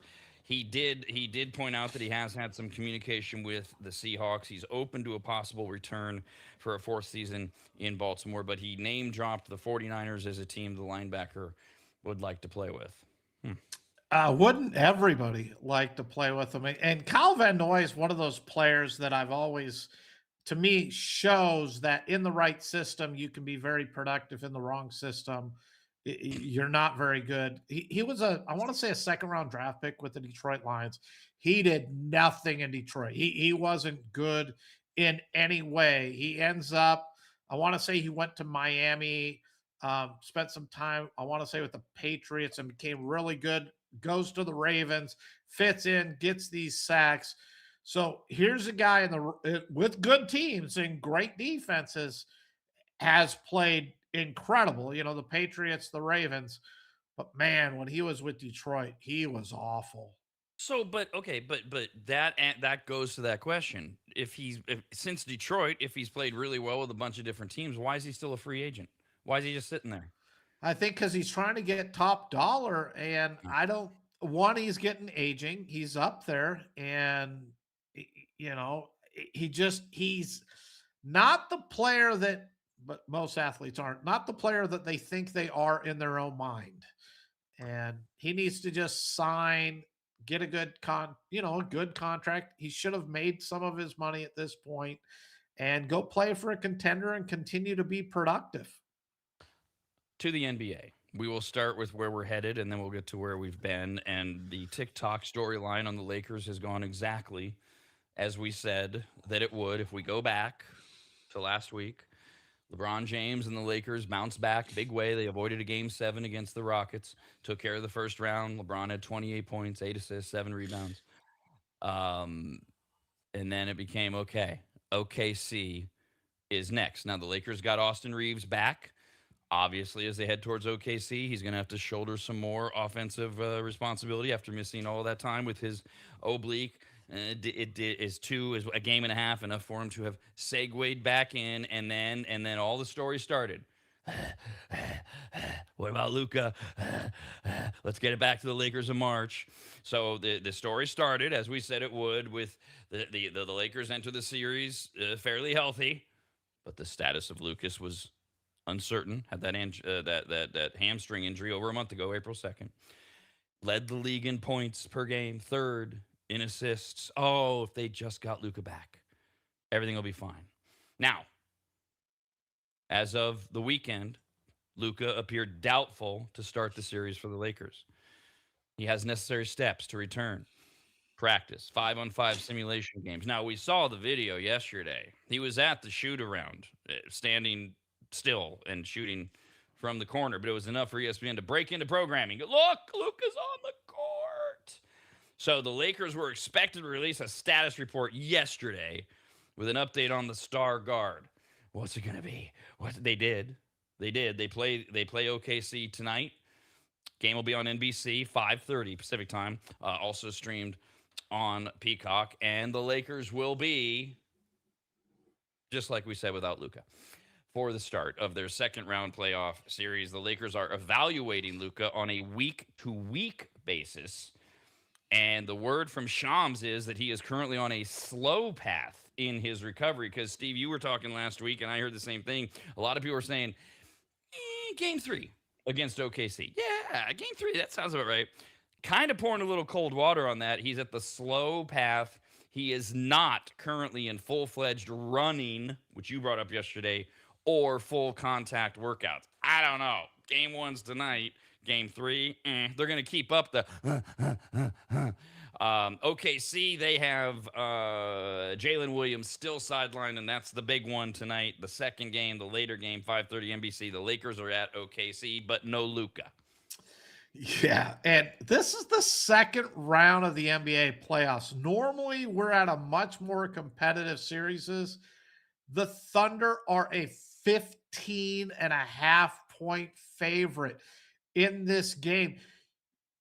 Prior to this year, you didn't even, and because of the tanking, you didn't see 15.5-point spreads in the regular season, let alone the playoffs, but that's where we're at. The Thunder are a $16 favorite in this series. No one's giving the Lakers a chance, not even myself. And I'm just waiting to hear the Lakers, when they do get beaten this series, what it could have been with Luka fully healthy. I think Luka, we will get that questionable for game 3. I don't think he's got any chance at game 2. And hear what you just said, by rights, he probably shouldn't even play in this series, which then has me ask, because some people have rebounded a little faster than him. But one of my complaints has always been he's out of shape. He's overweight. Not that I can ever say that to anybody. Myself. But you're a professional athlete, and that's kind of been the knock on him throughout his career. Did that slow down his progress as well? I don't know who it was. It was in the background when I was prepping various shows this morning. Somebody on an ESPN panel. I don't know if it's a pundit or a former player or not, but they made the point. They said Luka's not playing the series, and he shouldn't. Basically, it was he once Shams came out and said he's slow. It became, well, it doesn't sound like he's going to come back, and he shouldn't now. And they made the point. They said, look, if the Lakers pull off, and there have been a few surprises already this postseason, some type of miracle victory, and it would be pretty close to get in the series to beat OKC. And if Luka is then healthy enough to return, well, yeah, now we got to really look at that. Just rest him, just keep him seated against, is what they were saying. And it seems to me, unless, I mean, I don't know, Steve, because we always get into the same discussion. Let's pretend, because, okay, I mean, look what the Sixers did. There's been some surprises here. The way the Hawks played, the way the Raptors played, the way the friggin' Pistons needed all seven. Maybe something's there. Maybe what if Lakers take OKC to 2-2 and Luka technically is cleared? My concern always is, yeah, but he's been gone a month. You can't just insert him. The timing's not right. You've won 2 against a team you should have won 0 against, but it's Luka. So we'll do a reverse Laker thing. The Lakers have done exactly what you said. Their PR campaign has been spot on to what you said. Austin's back. Everybody start getting breathless over Luka. We're going to kind of sort of allude to game 3. They're right on it. They're right. So let's do it reverse. What if they find a way? What if they steal one in OKC? What if they get one in LA? It's 2-2. And Luka technically is cleared. What do we do? I think he would. I think he would play. I like the idea of not playing him, but we all love being that Monday morning quarterback. What if he comes back and plays and like ruptures his Achilles, tears the hamstring, does something like that, and now he's out for all of next year? And we're going, why did we rush him back? Oh, we could have just, we weren't going to win the championship. So I agree with that ESPN analyst. Just let him sit. Don't bring him back. You're not going to beat the Thunder. It's not going to sell some extra tickets. It'll bring a little bit more excitement that he's on the court, but I don't think it's going to alter the results of this series. And despite everything we've seen in this postseason, you're just going to ardently say Lakers have no shot. We've seen so many like, whoa, not all of them have panned out. You're just no shot. You're just still no shot. No shot this one. And I said, I didn't like them against the Rockets. I didn't think they would win that. This is OKC. This is the best team in the NBA. Clearly, they're almost up to a 2-1 favorite to win the championship, which means you got to put up $2 to even win $1 now. That doesn't happen this early in a playoffs where you become that big of a favorite at this point. But with the Celtics out as well, it's not viewed that anyone out of the East is going to be able to beat the Thunder. The Nuggets are out. It's the Thunders to lose. They need to play their basketball, not ease up, and they will be defending champions. Okay, since I probably won't get to ask you this tomorrow, I want you to pretend. What if the Lakers steal this game tonight? How big of a shock does this become to everyone? Not just you. I mean, everyone. Does it make you steal one in OKC? That's all. That's what you can ask for as the road team. If that I mean, I know what the media is going to do with it, but I mean, those of us that aren't just hyping it because we have to. How big a deal would that be?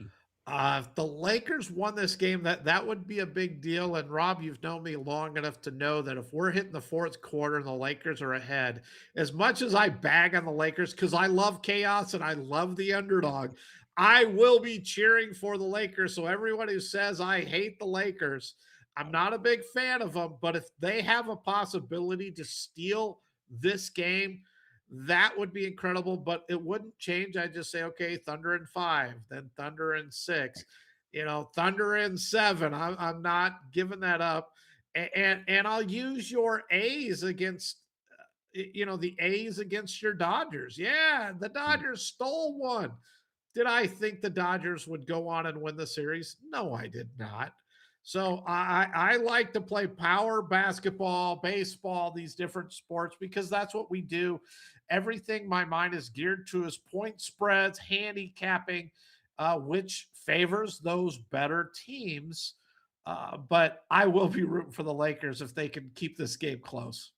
Now, one thing that's just kind of on perma hold, it gets alluded to here and there, but the hand wringing and the chin rubbing hasn't really gotten nuts about what does LeBron do next year? What do the Lakers do next year? That's going to start the minute the Lakers are done. The minute they're out, the minute we know, if we do know, what Luka's situation. The only thing that we've really heard is that the Lakers are apparently about to really um, higher up in the front office. Like they're going to front load. They're going to do what the Dodgers did because they're owned by the same people now. They're going to bring in the best of the best. They're going to load at the front. Okay, so but we haven't really heard a lot about this other stuff. But there is one that kind of snuck through a little bit with LeBron where whatever he does choose to do, the whole issue of greatest of all time, Michael Jordan, etc., came up recently. What was this? This was on went viral. It was a podcast a few days ago. James acknowledged the influence that Jordan had on him when this came up. He said, I hope I made him, Jordan, proud at least by wearing number 23. James pointed out then the inherent differences between him and Jordan. So they kept trying to push him. Are you better? Are you are you the greatest of all time? And he kind of deflected, saying, "Well, wait a minute. Are we comparing the right thing?" LeBron said, "Quote: I never have compared myself to MJ because our games are totally different. I've been a forward point my whole life. I've always looked for the pass. MJ kind of looked for the shot. Not kind of. He did. He looked for the shot.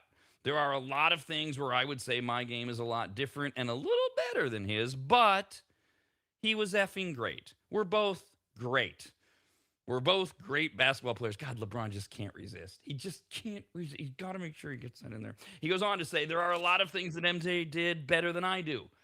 And I think there are some things that I do better than him. That's just how the game goes.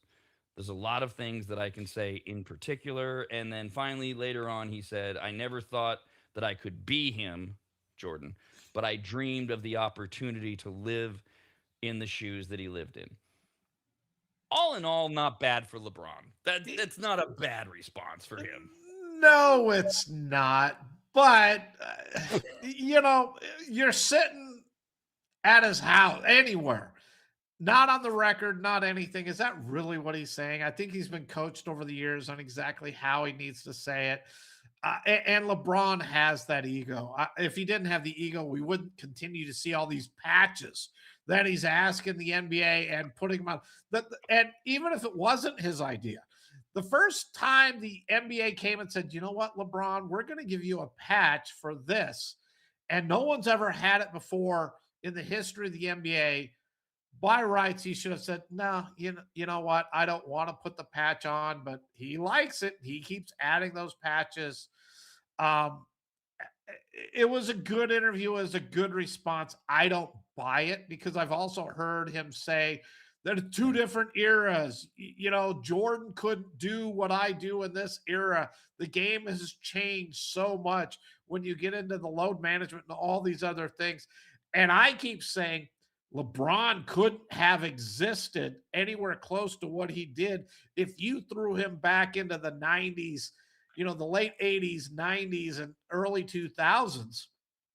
And I always get beat up for this one. But to me, LeBron, and keep in mind, Karl Malone was my favorite player when I was, through college and stuff. Even with the Pistons, the bad boys, Isaiah Thomas, Joe Dumars, Karl Malone was my favorite player, and I think LeBron James is really close to a Karl Malone. He's a great player, but man, I can't put him in the top 10 for greatest of all time. And again, Karl Malone was my favorite player. The top 10 thing is where you get the LeBron people and a lot of others to go, he's not even in the top 10. Not that we've ever actually done the full ranking, but that is the one that makes people go, what? When LeBron brings up the era, do we have a definition of what his era is? Because I still put Kobe ahead of LeBron.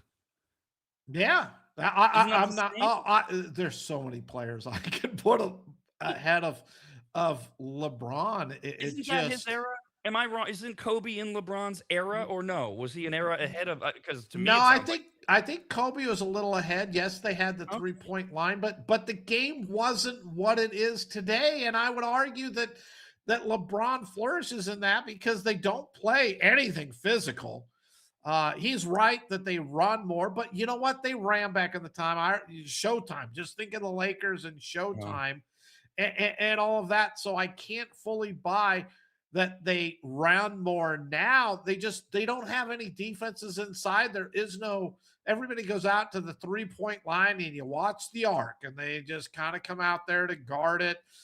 It's just it is a different game. It's a shame to in my opinion, where the NBA has gone.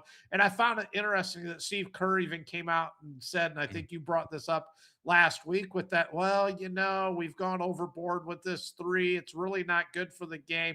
He rode Steph Curry all the way through it. Now that Steph's winding down, okay, now we can go back to real basketball. right. You talk about what does LeBron say in his living room when he's not on the record kind of thing. How long has Steve Kerr been saying this in his living room? And hey honey, this 3-point thing, it's making us a ton of money and get me championships, but we really need to abolish this. And then the minute we're like right at the end, he comes out and 3-point thing. And a guy who doesn't get anything and talked about Larry Bird. You listen to every ex NBA player who played against him. The trash talking, but not only that, but he did it. I would love to see LeBron sit down in every game and just say, you know what? I'm going to tell you exactly what I'm going to do on every possession, and you're not going to stop me like Larry Bird did. Or they had a game that they were playing the Lakers was their next opponent. So he said, you know what? I'm going to play left-handed this game. And he played left-handed, and I still think he put up 40 points, not even using his right hand. Let's see Larry Bird. I mean, let's see, LeBron James do some of that Larry Bird thing. And I'm not saying Bird was better, but man, I got to include Bird in a conversation, when I'm getting into that 9, 10, 11, 12 with a comparison towards LeBron on who I would rather have had. We'll never have the ability, that my human brain is limited by, to truly see this in a way that is irrefutable. But with AI and everything else that's coming along, it would be great if there was a way to recreate LeBron in his era, Kobe in his era, and then plop them into the Jordan, Magic, Bird. I mean, we're gonna have to figure out how many eras are we gonna actually have, but put them all in and see. You run a 7-game series. I don't know how you break it up. Do you do it era on era? Do you do it half of one era, plays with another half of one? That would be fascinating to see if we could get it as real as possible. Who can hang and who can't? I agree with you. The thing that I would want to have added to that is, and a tribute to LeBron. He really hasn't been injured throughout his career. He hasn't missed significant time. But I put that towards the physicality of the game disappeared compared to where it was. If you're going to throw him back into that era, you got to have him because he's a big guy. He's going to have to go get thumped by these guys that we would see them just get beat up and have to face the Akeem Elijah ones. Rick Mahorn and Charles Oakley. Let's go see what happens to LeBron inside with those two who would just mug you and beat you up. So you have to add that factor in that LeBron hasn't seen or been a part of that physicality, which has caused players to be injured and not fully at 100%.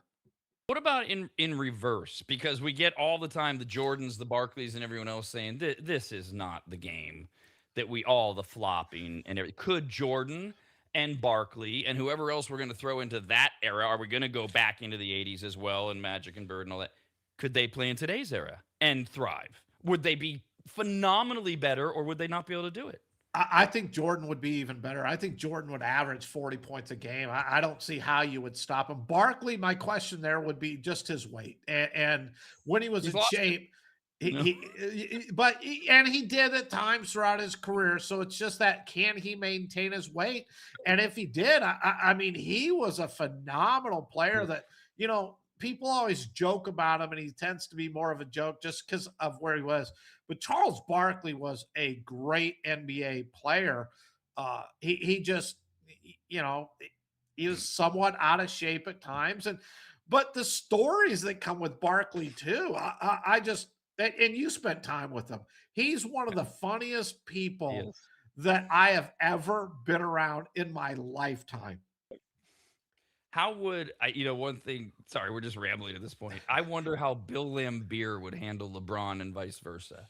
LeBron, he would just give LeBron that elbow type of thing. And Lambeer was good, but Lambeer to me was a player who exceeded his talent.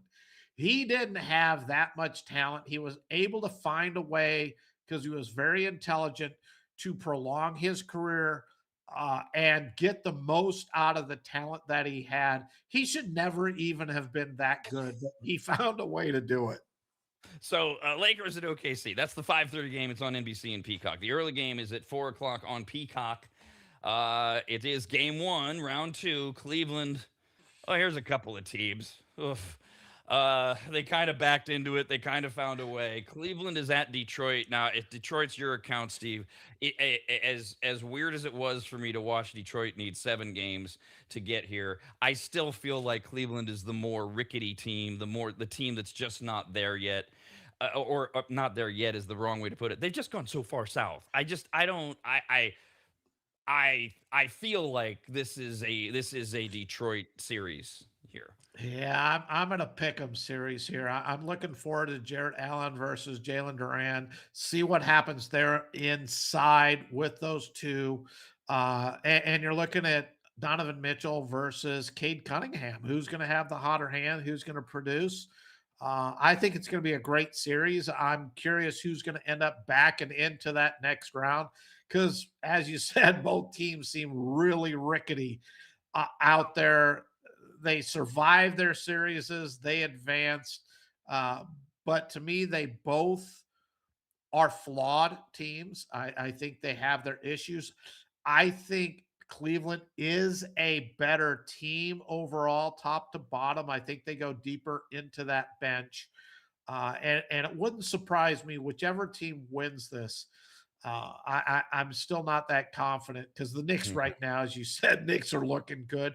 I'm not sold that the Knicks have solved all their issues and are great, but I think both of these teams are going to have a problem with the Knicks as well.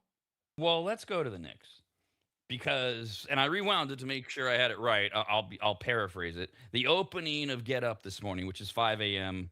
Our time on ESPN, so 8 a.m. their time, and Mike Greenberg usually hosts when he can. He was hosting today, big New York guy. And then they can have 7, 10 panelists or whatever. So it wasn't just the opening; it was throughout the discussion. But to paraphrase Greenberg's opening, it was basically after last night's stomping of the Sixers, are the New York Knicks the best team in the NBA? Not the East, in the NBA. This is the hype today. Yes, they did. They slaughtered the 76ers. First team in NBA history to win 3 straight postseason games by at least 25. The Sixers were gassed. Coach Nick Nurse pulled out the starters, midway through the third quarter. It's in New York. I'm not making excuses for the Sixers. I'm no fan of either of these teams. Did we really, though, okay, the Knicks are there. Did we get some type of indication by them beating up on a tired 76ers team that they are? I get it. They're the cream of the East crop now that the Celtics are out. But come on, this is a little much. It is. It's New York, though. It's the basketball mecca. You have to be for it. The media is there.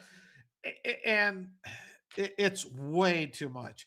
If I were to tell you that the Sacramento Kings are playing at home against the Sixers last night, and the Kings shoot 63% from the floor, 51% from the 3-point line, out rebound their opponents 39-28. You're going to tell me the Knicks won? I mean, the Kings won this game easily. They dominated them. I'm not taking anything away. The Knicks are playing great basketball. But when you shoot 63% from the floor and make almost 23, shooting over 50%, that team's going to beat most every other team in the NBA on that given night. And that's what happened. The Sixers were gassed. They had an emotional comeback win to win that series, and great spot for the Knicks. Now, again, all these surprises in the NBA, I get it, and it's been a wild postseason.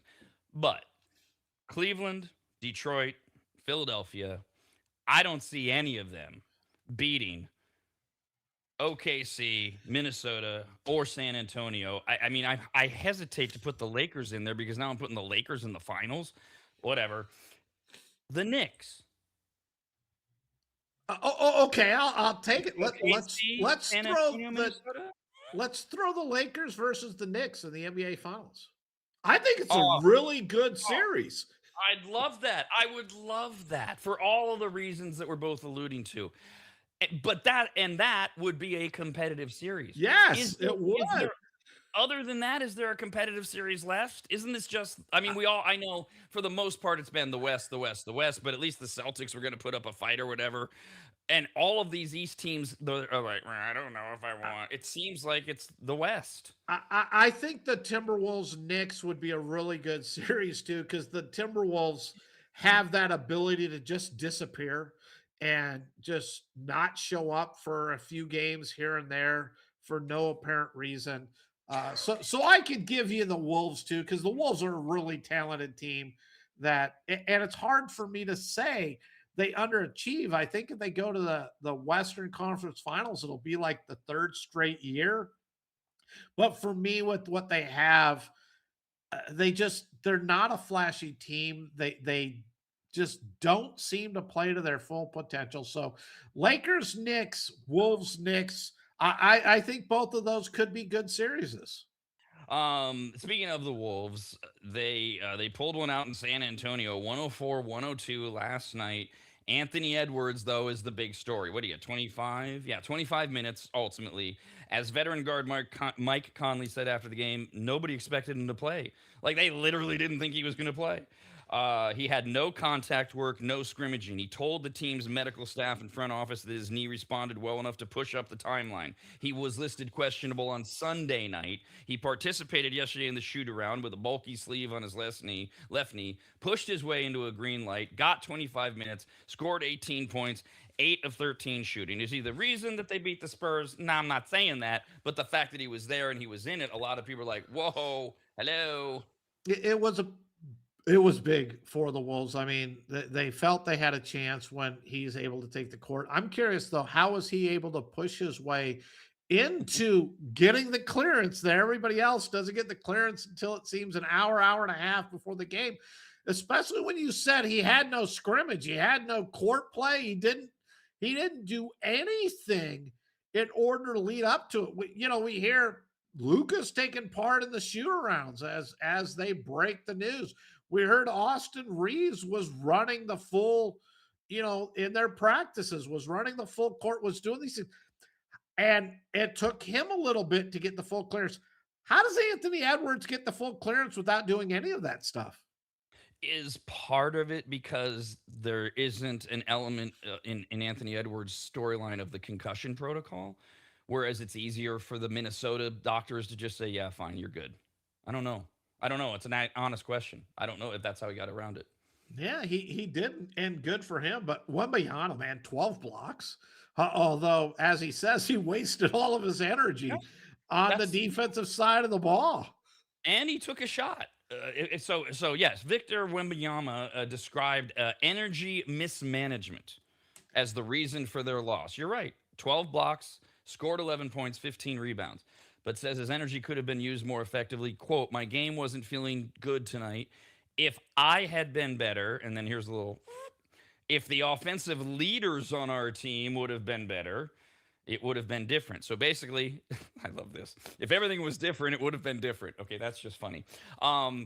Is that the sign of a leader, a young leader, Steve? Or is that a little much to call out if the offensive players on our team would have been better? And Victor's very much like that. He's outspoken. I think it's a combination. One, he's trying to be the leader, and I liked that he's taking responsibility and he needed to be better. I think it is a little bit of that immaturity, being young as he is with that rolling. If we had been better, more offensively from our other players, we would have been better. I don't know if he should have fully taken that shot. It's true. We said it, and you and I discussed this in a prior show on my disappointment with the Spurs at times in that one of the games that they ended up just giving away because it was like nobody, Wemby's not here to score. What are we going to do? And that's where, if you remember, I got on De'Aaron Fox going, look, you scored 27 points. You've played in big games with the Kings, and you're not even looking to score or step up with this offense. And that's the problem. When Wemby's not going good, this offense at times seems to not have that identity of somebody to take up and say, look, man, I got you. We're going to take care. You can't knock the Spurs off. Champagne had a wide open shot. The shot was there. He just didn't hit it in order to win the game. I can't knock that part, but the Spurs worry me. If Wemby's not putting up the points, what do they do? And last night was another case of it. So you kind of sort of answered the question there. The T-Wolves did what I was positing as the pipe dream the Lakers do, steal one on the road. Well, the T-Wolves did it, and the rub on the Spurs has been their youth, their inexperience. Now you bring up they all stand around with their hands in the air like, oh my God, Wemby's not doing it, which is a big problem. How they haven't better adjusted to that in the last couple weeks, I don't understand. But how... So Edwards is back. All indications are he's back. Like he's ready to play. He's going to have today to rest or practice, do whatever the hell he does. Does this change for you? Are we now at like 7 games? Spurs, they got a problem? I wouldn't be surprised if they have a problem. One of the things I liked is Terrence Shannon, who had that 24 points, I think, in that other game, because I said 21, and I believe you corrected me with the 24. He got the start, which was great. They brought Edwards off the bench. He put up his points. Naz Reid is a big part of this offense. They have some depth, which is why I've been so high on the Timberwolves the last few years.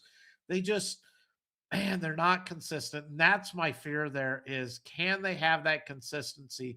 And that's another team that cannot only rely on Anthony Edwards, because they fall into that. And when he's not there, they struggle offensively at times. But I think they gained the confidence by winning this last series with Anthony Edwards out, that, look, we can step up. And that's the thing I think makes them much more dangerous now going against the Spurs with Anthony Edwards back, is they gain that confidence from not having him, that they know they can win if he's not on the court. And the Spurs team, I still think, is trying to find that confidence. And last night with that loss just did not add to any ability to add that confidence when he's not producing as in Wemby. Rob and Steve continue next, only on the radnetwork.com.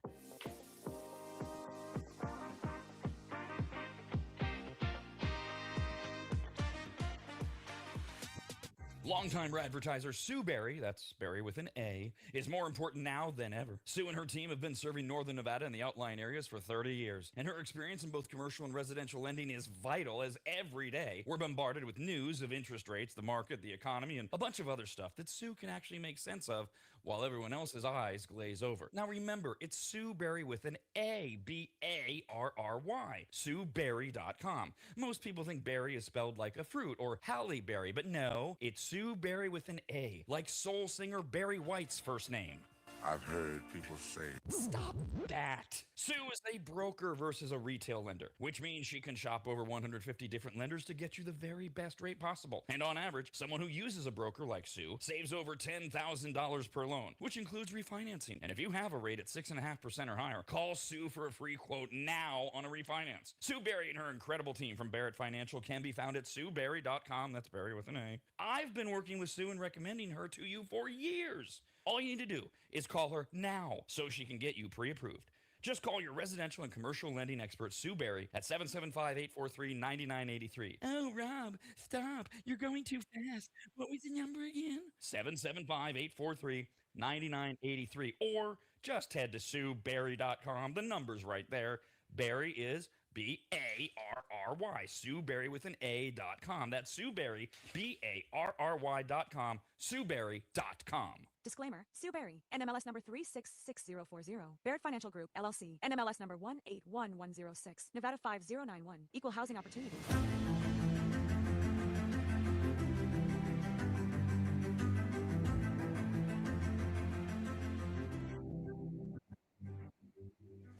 Longtime maggots will remember Greg from MAP. MAP, as in Maximum Athletic Performance, which guides you to better output through better ingredients, also known as nutrition. Greg has been on the Rad Show many times and will be again, as he simplifies nutrition and helps us all understand what actually works when it comes to fueling our bodies, almost all of which can be found at maptrition.com. Every product is formulated with clinical precision and backed by science and purpose, and maptrition.com has something for every fitness level, even those of us who barely have a fitness level. With nearly 20 years as a nutritionist and a specialization in sports nutrition, Greg works with athletes and everyday individuals to optimize performance, energy, and overall health through smarter fueling strategies, all of which starts at maptrition.com. At the very least, we should all be taking daily multivitamins, and Greg has his formulated for exactly what a man or woman's body needs. Protein is in, but maybe instead of getting yours from mac and cheese with extra protein, you get it from maptrition.com. And of course, all things workout, training, and exercise are available as well. From pre-workout to creatine and other muscle builders to recovery supplements and more, all at maptrition.com. From morning breakfast essentials to post-workout recovery and everything in between, maptrition.com's full range of supplements, proteins, and wellness products are built to power your journey from start to finish. Check out all the products and find what's right for you and order it shipped to you all at maptrition.com. That's maptrition.com.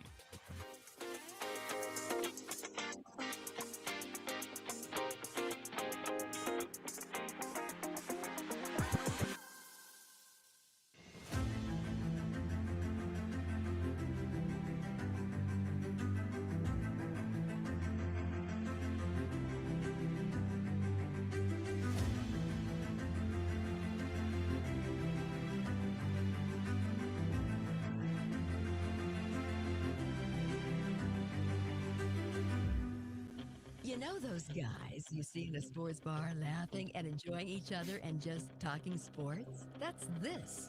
Back to the Rob and Steve Show. Email them, ras@theradnetwork.com. All right, just one more on this NBA Finals scenario. This is everything's fun about what we do, but I love this if this, then that, what if stuff, because you got to talk about it now, because if it never happens, then you miss the chance to talk about it. So the New York Knicks, are they the greatest team ever? I mean, it's ridiculous. Okay, I got it. They beat the Sixers. They beat them soundly. The Sixers retired, coming off 7 games with the Celtics. Let's slow our roll. But I started to go through it with you, Steve. I said, well, from the East now, we got the Pistons. The Cavaliers look rickety. The Sixers, yeah, when Embiid's healthy, okay, but I'm like, it's the West is going to win this thing. And then you throw in, well, what if it's Lakers, Knicks, which nobody believes it's going to be, including us. What a story that would be. What a story to see the Lakers and the Knicks this year get there, and you got the 2 biggest markets and all and all that. And it would be a good series in theory, especially if Luke is back. Okay.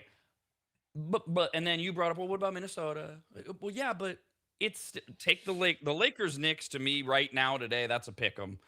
But the other West the West is going to win it. Any of the other 3 West teams is going to beat any of the 4 East teams, is how I see it. But it's been a stupid postseason, so maybe I'm completely off on that.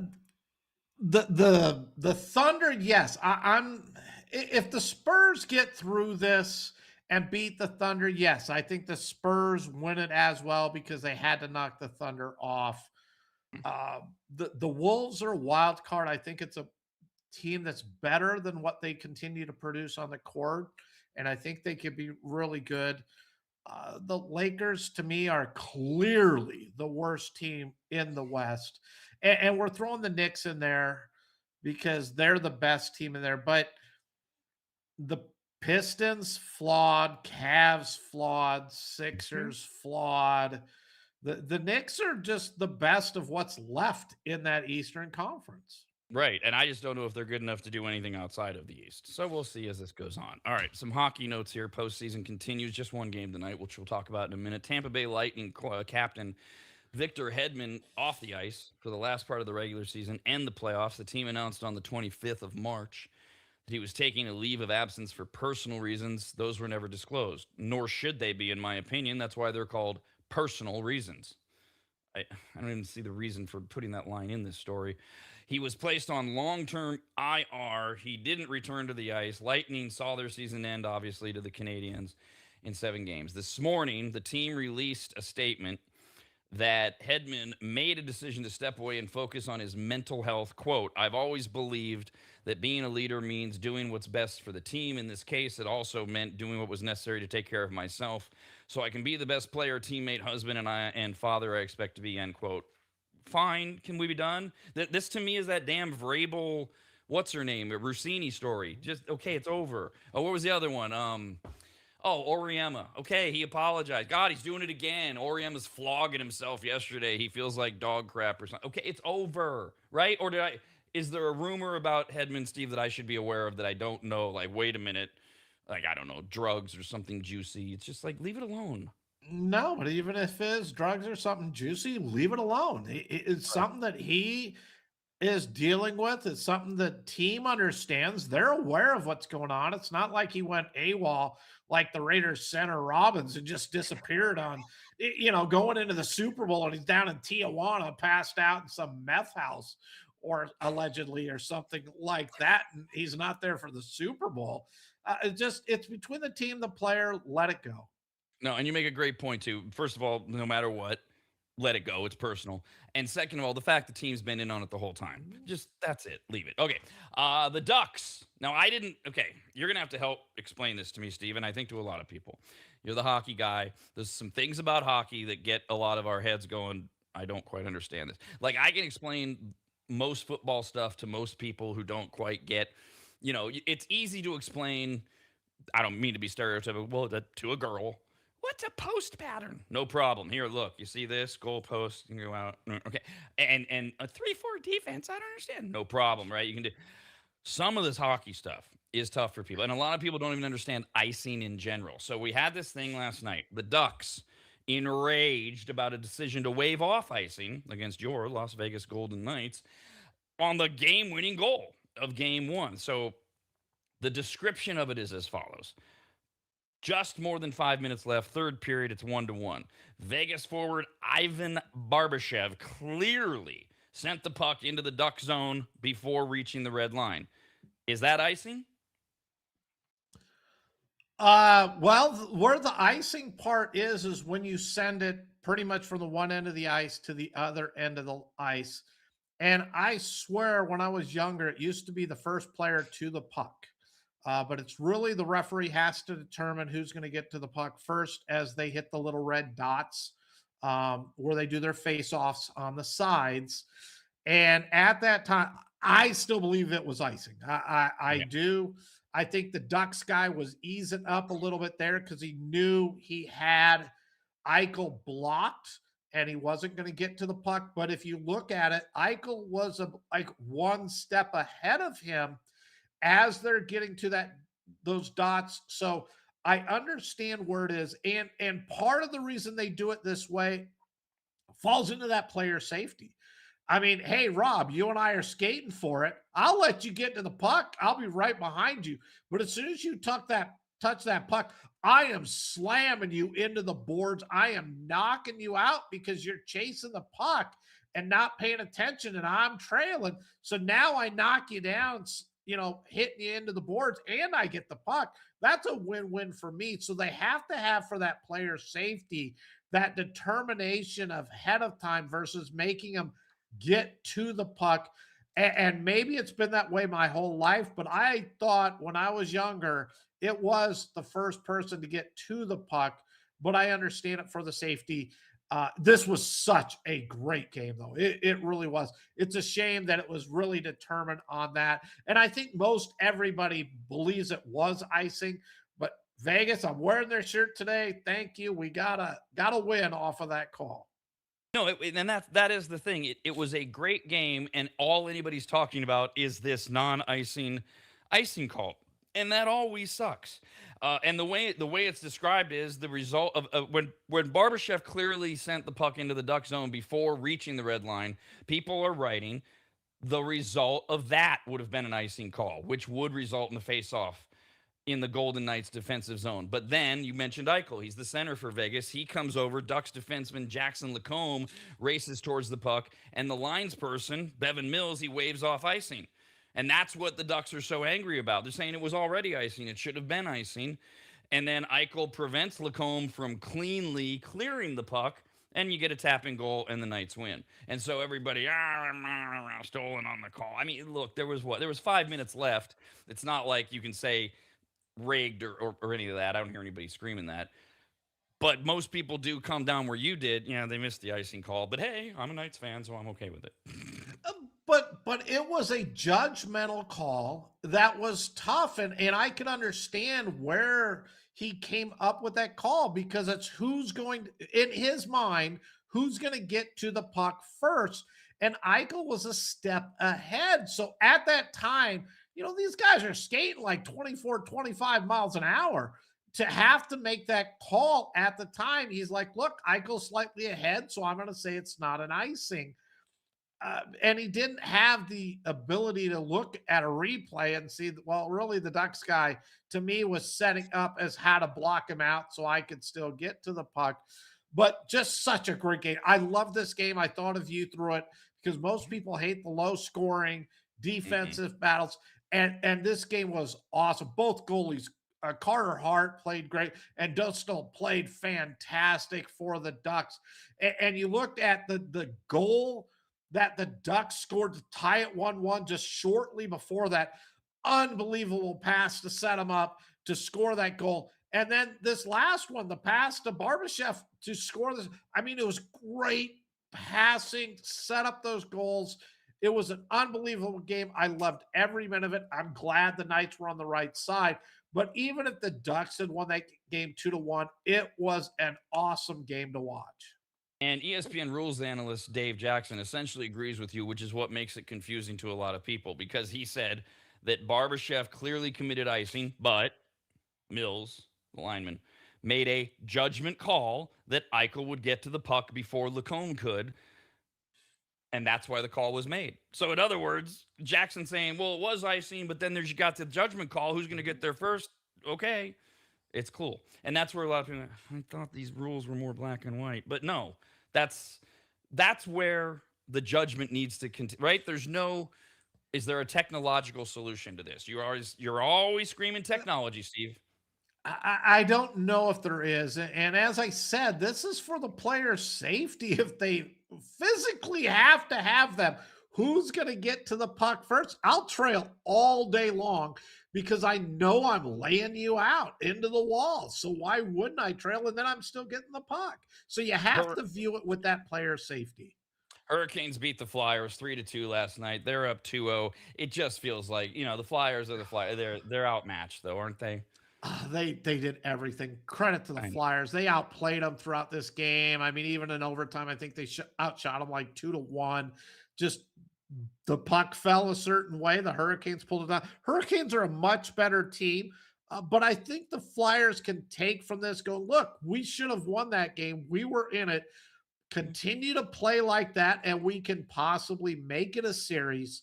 I don't think they will, but their hearts were in it. Their effort was there last night. They played as good as they could play and still got a loss.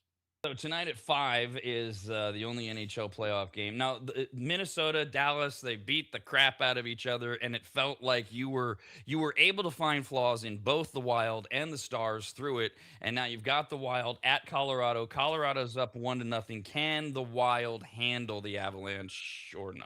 We're going to find out. Avalanche are a $2 favorite in this game, and the Wild have made that goalie change. They've gone back to Gustafsson. He was their starting goalie for most of the season. He really slumped late, and Wallstead has stepped up. He's played really well and into the playoffs, helped beat the Stars in advance, but ugly game one. Just gave up way too many goals. So Minnesota's taken that, and they're switching out. We'll see what Gustafsson does. Eriksson Ek is still out for the Wild tonight, so they're down a little bit with their offense. Eriksson Ek is a really good player. So the Wild are a little shorthanded, but it doesn't matter. I think the Avalanche are the best team. The only team I can put close to them is the Hurricanes, and I'm really hoping that final Hurricane Avalanche, let's see what gets done there. Have a great Cinco de Mayo. We're back tomorrow at 11. This has been a presentation of the Rob and Steve Sports Show, brought to you by the Rad Network and is copyrighted by the radnetwork.com and Williams Broadcasting for the private use of our audience. Any reproduction, accounts, or descriptions of whatever Rob and Steve just talked about without the express permission of the Rad Network, Williams Broadcasting, and Rob's really mean lawyers is prohibited. So don't do it.